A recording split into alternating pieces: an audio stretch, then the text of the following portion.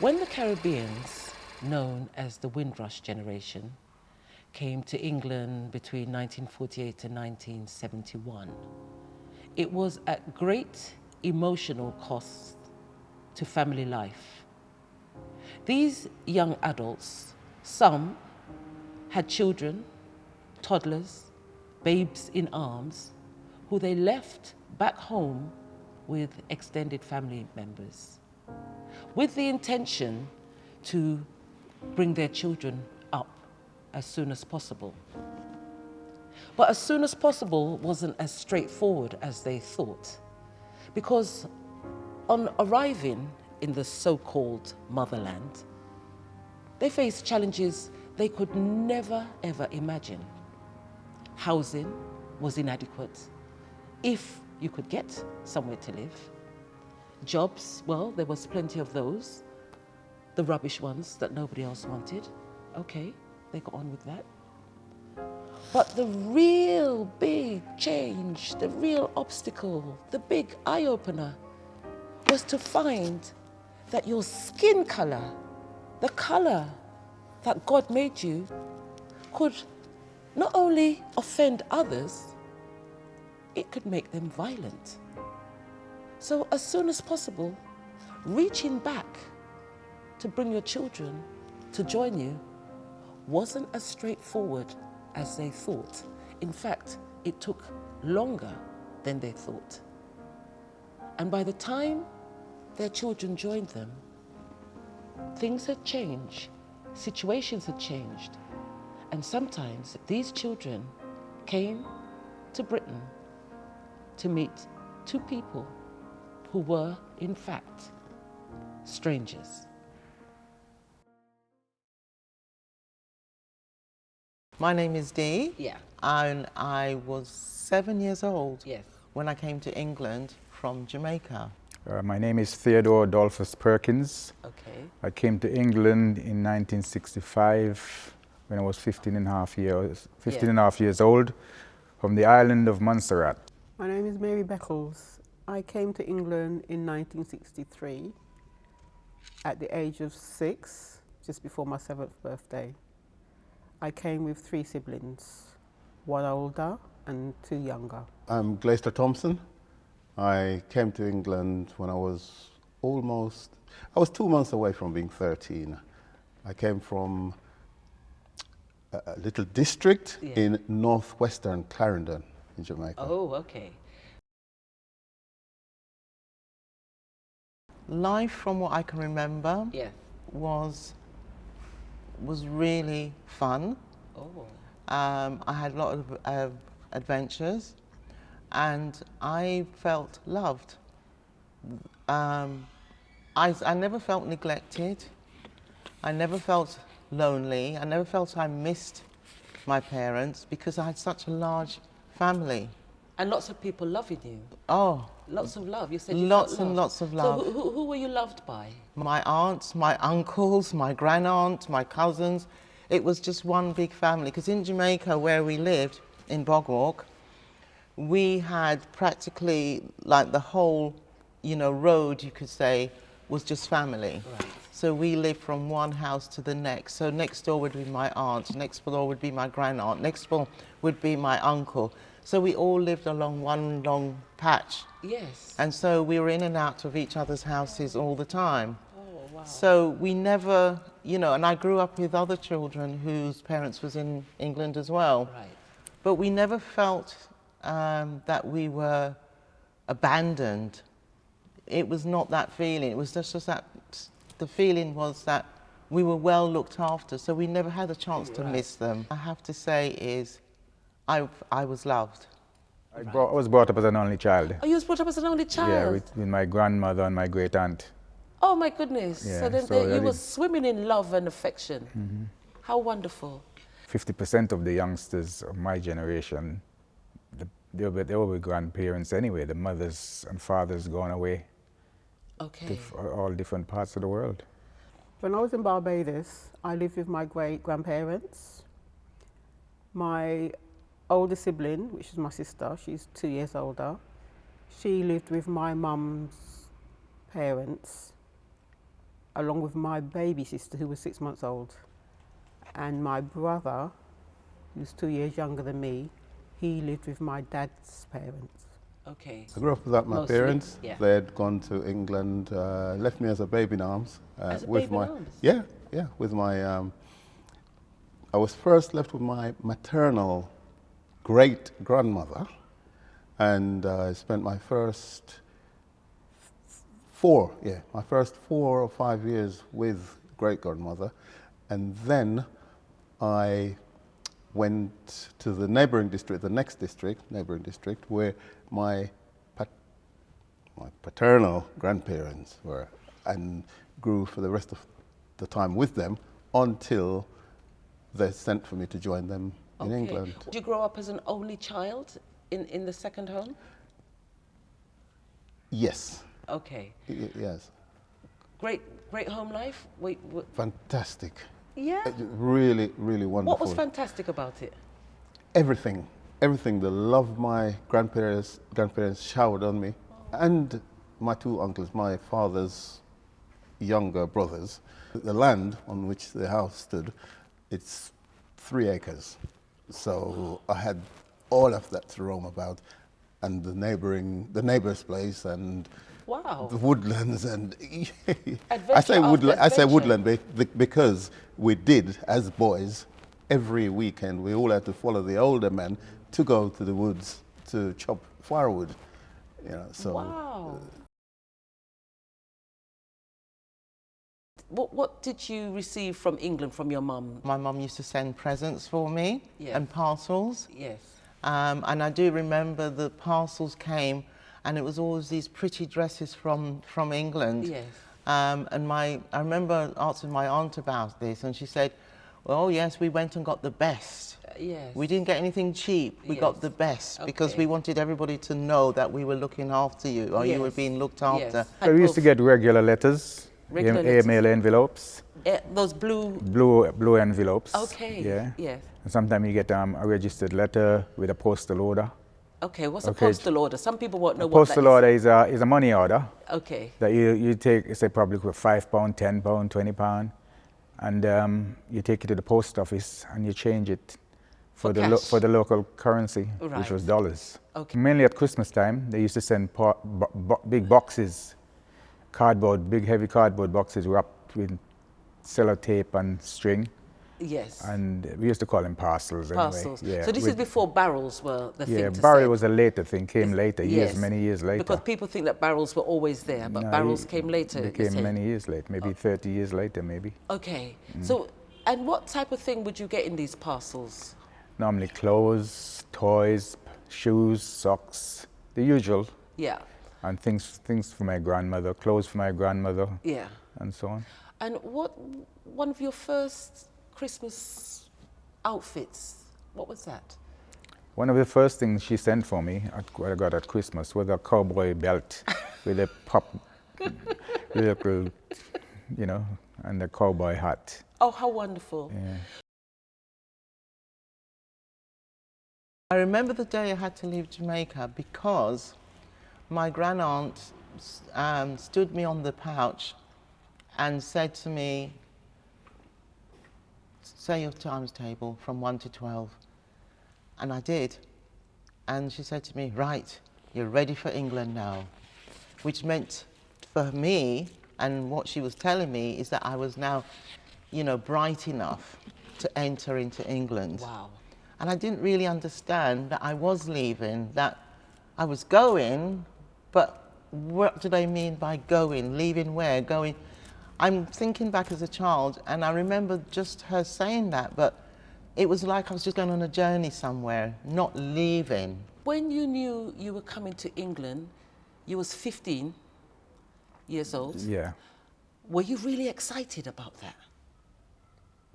Yes, I was, because I remember my grandfather called me and said to me, "Oh, your father sent some money here to pay your passage to England." And the first thing I said to my grandfather, is it plane or boat? And he said to me, boat. Okay. So where did the boat leave from? Did it come directly to Montserrat, or did you have to go to another No, island? I flew to Antigua Okay. and pick up the boat in Antigua. Right. I remember we came on a ship, and I remember my grandparents taking us to the harbour, and I just remember holding onto the gangplank, and I was screaming, I don't want to go, I don't want to go, I don't know England, where are you sending me, I don't want to go. And I think I cried for, must be about good 3 days. I wanted to go to England to meet my parents and my other siblings, ones who were born there, and to see my sister who had left earlier. But at the same time, I didn't want to leave my grandparents. My great-grandma was still alive, my friends, my school, church. I didn't want, you know, I knew I would miss that life, the freedom. Yes. And so, and it's a pivotal age where you're bonding, and your peers mean a lot to you. Absolutely, because my friends were who I've known from I knew myself, from toddler, yes. coming right up. And now you've got to leave them. And now I had to leave all of this behind. And that wasn't easy? It wasn't easy. Like I say, there was a bit of a tug of war going on inside me. I didn't want to leave, and at the same time, I wanted to go and see what England was all about. Tell us about that journey, Dee. Who looked after you? Did you come by ship, or did you fly? No, I was actually flown on the BOAC. Oh yes. Which was, which actually went to New York, and then we transferred from New York to England. But it was on the BOAC all the way there. Yes.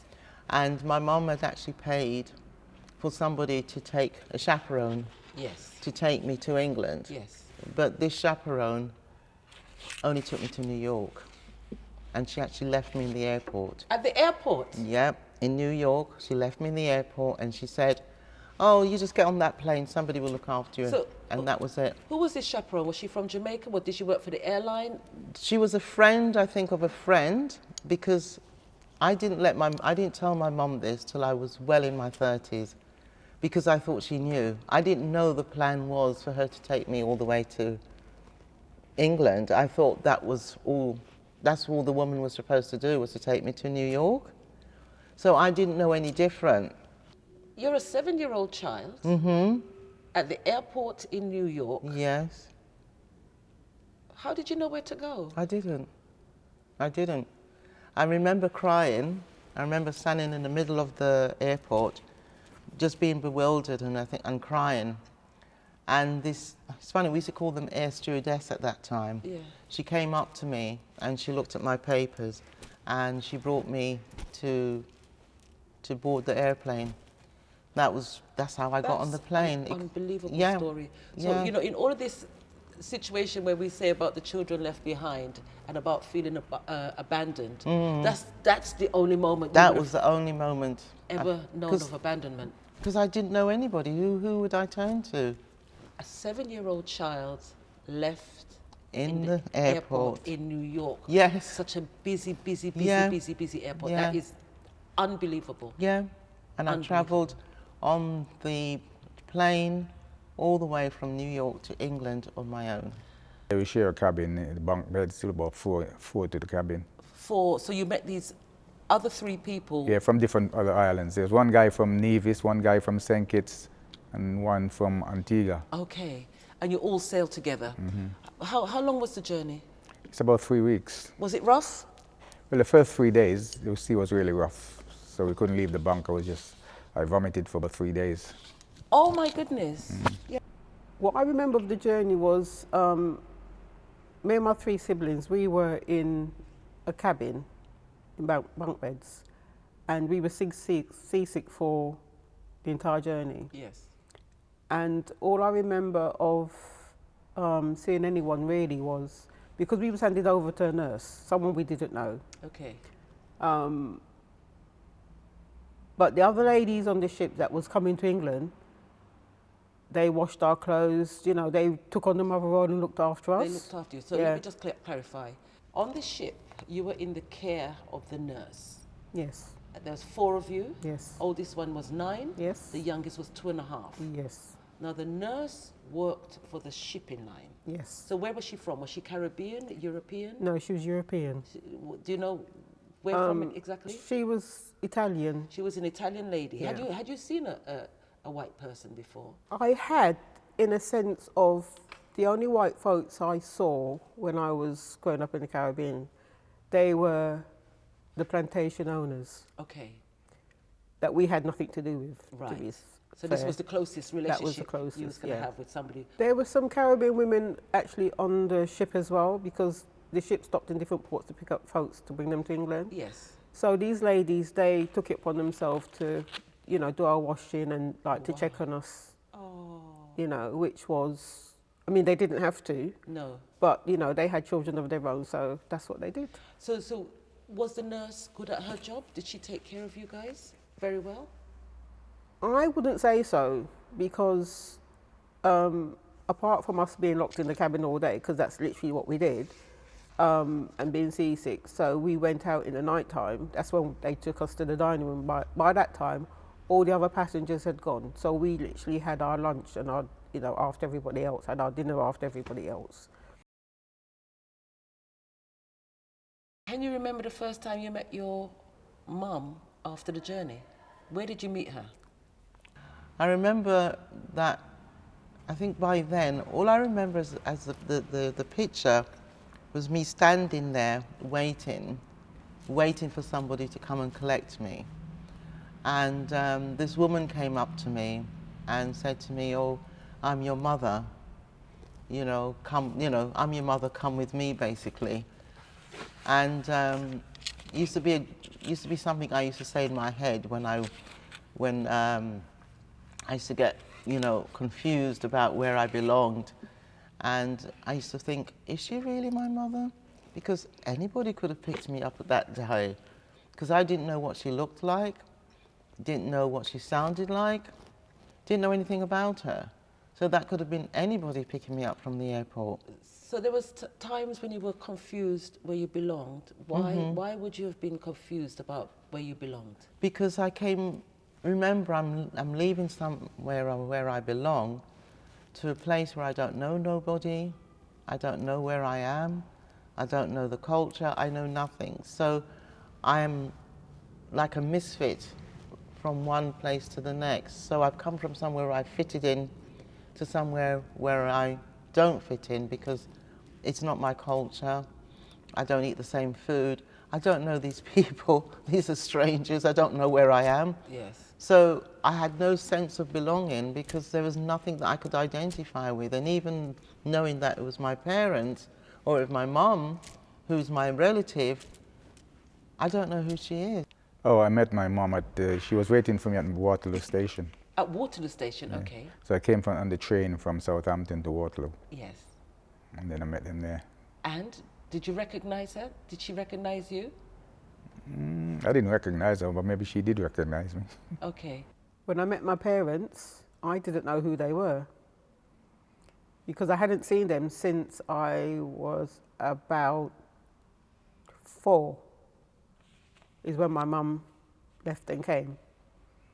Because my mum came to England in 1961. That's the year my younger sibling was born. So as far as I was concerned, they were strangers.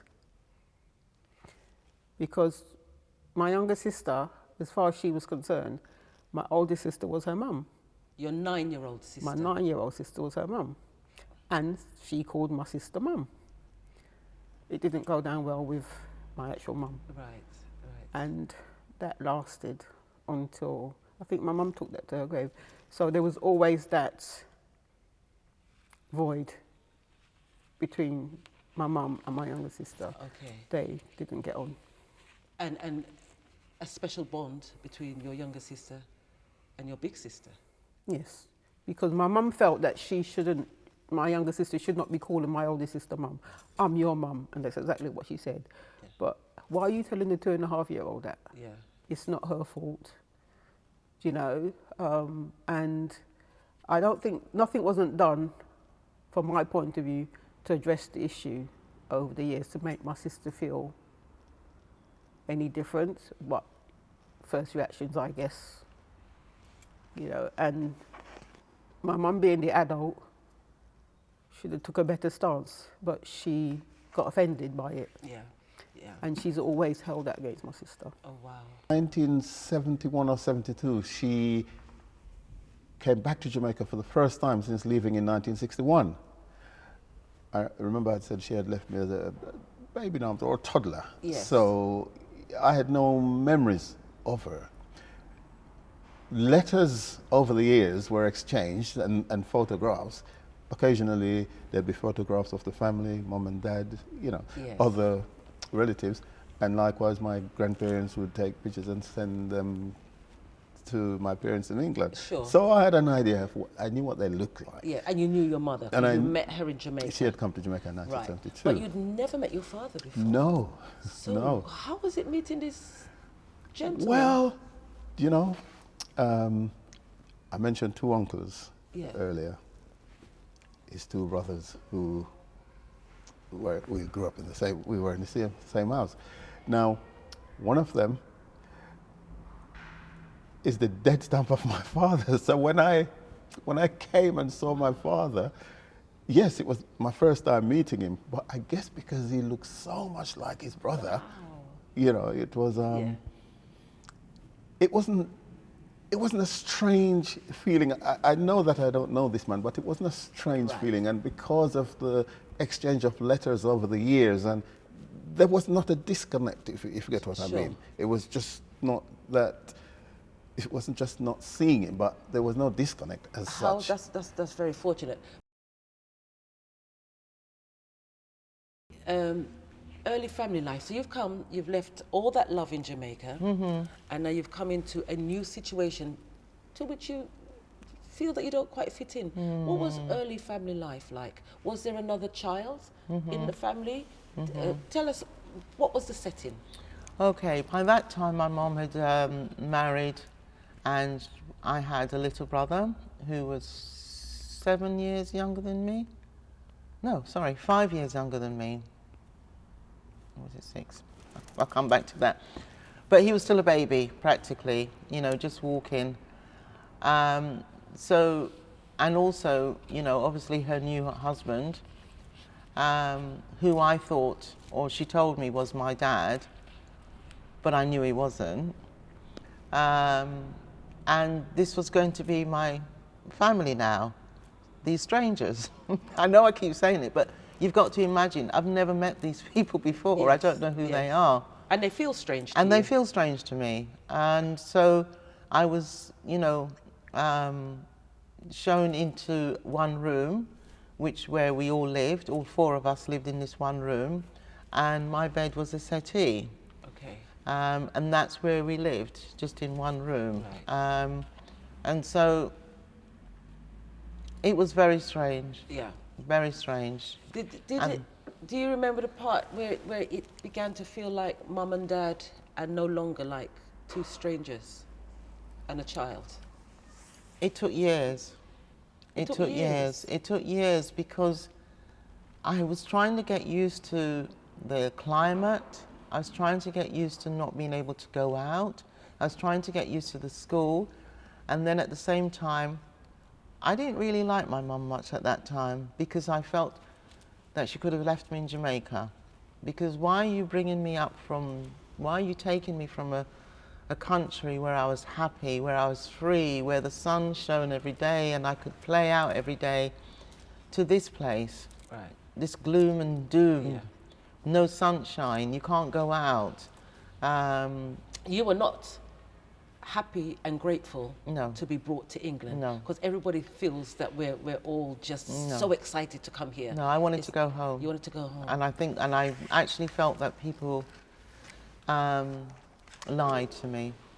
Okay. Yeah, I felt that my grandaunt lied to me. I felt that my mum lied to me. I just felt that, you know, Lied to you about what? about what England was going to be about, or what England was going to be like. Because Okay. first of all, my grandaunt told me that I was up to their standard. So she made me believe that they were higher educated than I was. So I was, you know, I was going to become, you know, really well educated, because that was one of the reasons why she tested me with the times table to see if I was up to standard. So Yes. that meant to me that you have to have a certain standard to go to England. Yes. So that wasn't true. And then living in one room, whereas I was brought up with living in the open. Right. Freedom. Yes, I only saw my bedroom when it was time to go to sleep. Okay. I spent 2 weeks in London with my mother, Yes. and then I went to live with my father in Ipswich. Okay. And Ipswich was, so you met your father hadn't remarried, Yeah. and He had so a you son. had a son. So where did you fit in this structure? Did you have your own bedroom? You grew up as an only child in the Caribbean. So where did you fit in now? With I family? shared a room with my brother. I was about 15. He was probably about 10. Okay. And did he welcome you? Was he happy to see you? Was he happy that suddenly he has to share his room with this Not really. He unknown was brother? very unhappy. He was very unhappy. Yeah. How did he express that? Well, when they put us both in the same bed to sleep, Yes. and every night he just start kicking out at me, kicking. Oh. Yeah. So what? But you're his bigger brother. How did you deal with that?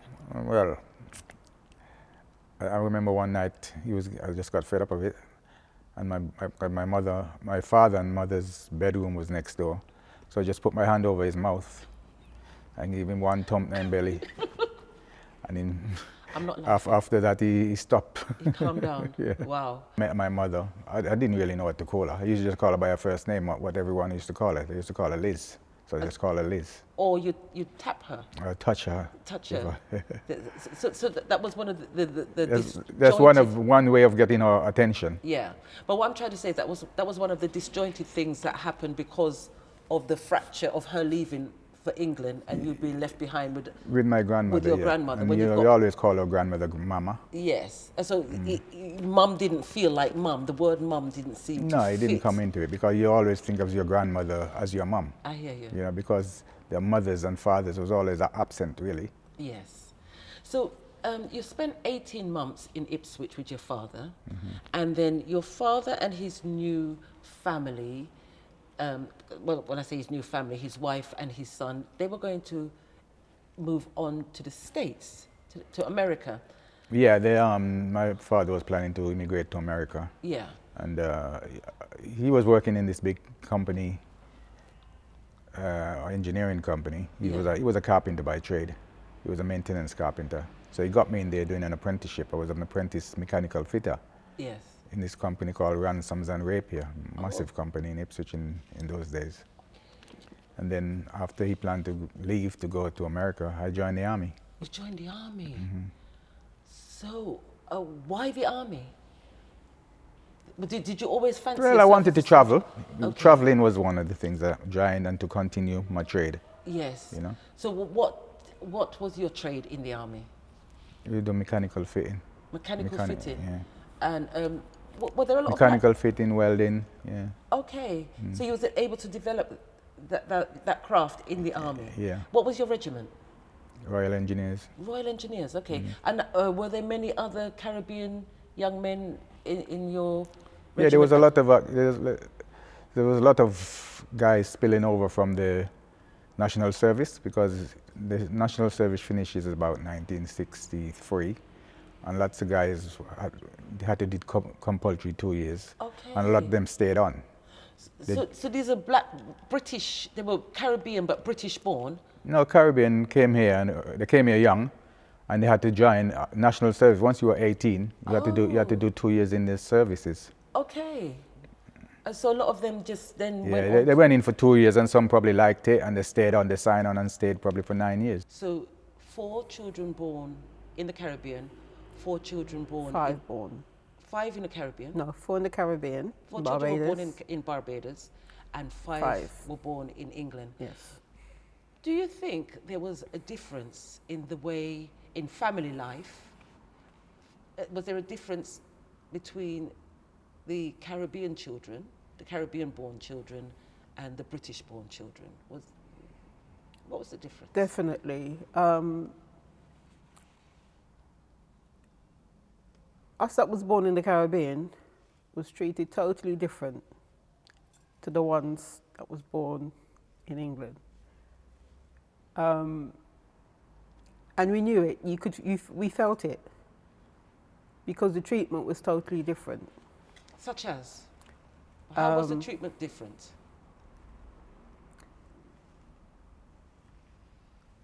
I just felt we was there. So all the focus was on the children that was born in England. Yeah, and as much as we was all, as siblings, we was really close, but we knew the difference. Oh, okay. So the difference was in with how your parents treated you? It was it's how we was treated, our parents treated us. But you said generally you felt less valued than the British-born children. We did, and it actually caused resentment for a while. Not with all of us, but for some of us, especially my younger sister, the baby. The younger sister who travelled The one here? that travelled here, Yeah, because she was from 6 months old to 2.5, and she didn't fit in. She felt she didn't fit in, and she still feels that to this day. But I suppose after a while, we just thought it was normal in terms of all the chores that we were doing. Looking at the cost of what the Windrush generation paid, and that was one of the costs that your mother paid, that she had to look at her child, call her other child mum, and she wanted to be the mum. It's devastating. Yeah. It's emotionally devastating.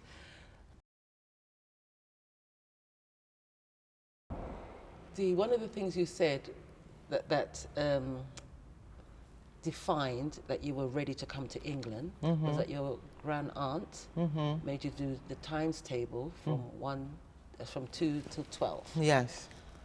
And she said, okay, you're ready for England. That means you're well educated. Oh, You'll yes. be up to their level. Up to their standard. However, how was education when you came to England? What was the education system? Tell us about. It was just shock for me. It was a real shock. Not only was the way the classrooms or the behavior of the children in the classroom, that was shocking, because in Jamaica we show respect to our teachers by standing up and greeting them when they come in, you know, and sitting down. It was a very respectful place, learning in our school. Yes. When I came to England, it was, you know, it wasn't the same. And so that threw me, to be honest with you. That threw me. I'm thinking, I don't understand this, but anyway. And then one of the things that has always been with me was when they were doing the times table. Yes. So I'd be 7. So what would that be? Year 1, year 2 here. Yes. And so they were doing the 2 times table. Yes. And I thought, 2 times table? Hang on a minute. Haven't they? Why are they doing the 2 times table? Which they, you know, I've done my 2 times table. When I was in Jamaica, I was in 7A. That was a very top class, 7A. So when I got to England, instead of being put in 2-1, second year, first stream, I was put in 2-4. So I went 4 classes back. They put me 4 classes back. Yeah, and so I didn't realize that straight away. It took a little while before I realized that. Maybe when I went home and was talking to my siblings. Yes. Yeah, and of course, the boys. When a new boy from Jamaica, and everyone is excited, it was a bit of a novelty, new boy from Jamaica, and they're asking me all sorts of questions, lots of general knowledge questions, which I was a bit puzzled, because I was thinking that, but you should know all of this. Do you know who the Prime Minister? I kid you not, there were a couple of them who did not know at the time. It was Edward Heath. Okay. Did not know who the Prime Minister was. So did you ask them that question, or I they asked asked you? them, because they were asking me questions, Yeah. I decided I'd fire back some at them. Yes. And one of the questions, I'll never forget, one of the questions I asked, so who is your Prime Minister? And a couple of them didn't know, or maybe more of them didn't know. Wow. You know, And they were asking you things about the Thames? the River Thames. Yes. The River Thames. And they asked you to spell words? They asked me to spell words, and there are 3 words that is forever embedded in my memory. Shakespeare. Can you spell, the morning when they were all, can you spell this? Can you spell Shakespeare? And I reeled it off. Yeah. Can you spell Constantinople? We're almost 13 years old at this time. Can you spell Constantinople? Spelt it. And then, you know, there was a bit of a brouhaha going on, you know, the group of us. And then, so I said, whoever could spell, I said, well, can you spell rendezvous? What? Rendezvous? What word is that? What word is that? Yeah. What word is that? What's that? And that's another problem. That's another aspect I had problems with. On the way to school, I had to go past Ask Hatcham Boys' School. It was a grammar school. And once I learned that this was a school of a much higher quality than the one I was going to, I remember thinking, that's where I should be. And every morning when I walked, and evenings when I was going home, but every morning I would, as I went past, I would slowly drag my feet, and I'm listening because I could hear the boys playing in the playground over the wall, and I'd be there dreaming, why I should be over there, that's where I should be. You know, and I would daydream and just drag my feet along and slowly and reluctantly walk to my school. There is competition in the classroom. Okay. There's competition and there's discipline. Yes. You don't mess about in classes, you probably know, in the Caribbean. Right. And there's order. Here, there was no order, no discipline. Some of the boys were back answering the teacher when he or she tried to scold them. And it wasn't long before, sadly, I sort of fell into adapted that. You gave up as well? I gave up. let go? I did. I really did. I did. I hear that. There was no drive, no push. There was. If you could turn back time, what would you change in the past in respect to coming to England and the whole affair of leaving a family behind in Barbados and relocating to London, Hackney? What would you change? Well, I don't think I'll change anything. Great. No, I think I'm quite content in my life and what I've achieved. Beautiful. Yeah, I'm quite happy. Wonderful. You know? Well, when I came to start with, I didn't know that it was permanent. I thought I was going to go back to my great-grandparents because they were my parents. So what I would have changed was I would have liked to have gone back and seen them before they passed away. Because I came just before my 7th birthday and they passed away when I was 12. My granddad passed first and then 6 months later my grandma. And I thought it was my fault. Why?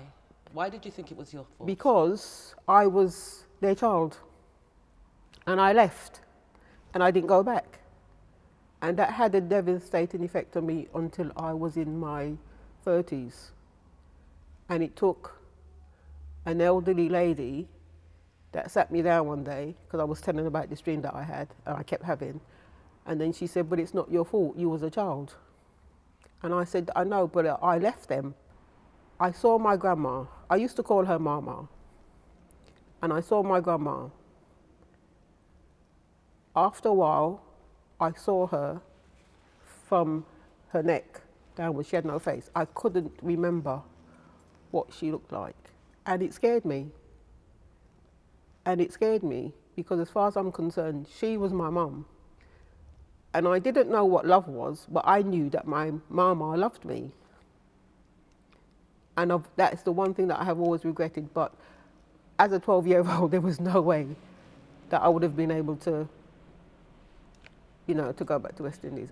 But that's what I regretted. I mean, okay, yes, if my parents had left me with them, they would have passed anyway. Do you remember her face now, though, in waking hours? I don't remember her face. Are there any photos of her? No photos of her. If I could turn back time, I would not leave Jamaica at the age I did. I would leave after I'd finished my schooling in Jamaica. You know, when I was probably 18 or later, but certainly not before I finished my schooling. If I could turn back time, that's exactly what I'd. Wow. When I returned back to Jamaica, it was like going back home again. Yes. It was like, oh, I just felt so, I felt it in my heart. I felt at home. Yes. I felt like my whole being was just complete. I felt like I'd lost something and I felt like I'd found it again. So, when the Caribbeans, known as the Windrush generation, having answered and responded to the invitation to come to the so-called motherland to build up post-war Britain, they made a lot of sacrifices to their families. They left children behind. And some of these children that were left behind had to deal with abandonment issues. But some children were perfectly happy in the Caribbean. They didn't want to come here. Not everybody wanted to come to England. And when they came to England, they were faced with untold traumas different to their parents. The education system held them back. Education system didn't catch them where they were. There were other dynamics to family life for the Windrush generation. They didn't know how to blend the children from the Caribbean with the children who were already here. That was yet another challenge. The Windrush generation have made many, many sacrifices. And for some families, they are still trying to heal from a situation which was nobody's fault. All they did was answer an invitation. I'm Sheba Montserrat, and I hope you've enjoyed listening to those wonderful stories. Big ships sailing on the ocean. We don't need no commotion. Big ships sailing on the ocean.